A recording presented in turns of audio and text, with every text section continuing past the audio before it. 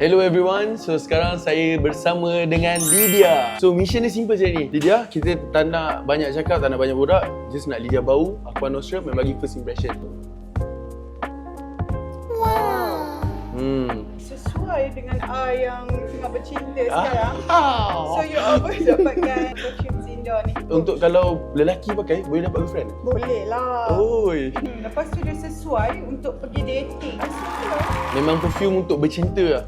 Boleh tak bagi I satu? Boleh, yang tu ambil terus. Dia ambil terus. Thank you. So kalau korang nak dapatkan Aqua Nostrum, masuk dalam live kita ataupun tekan beg kuning sekarang.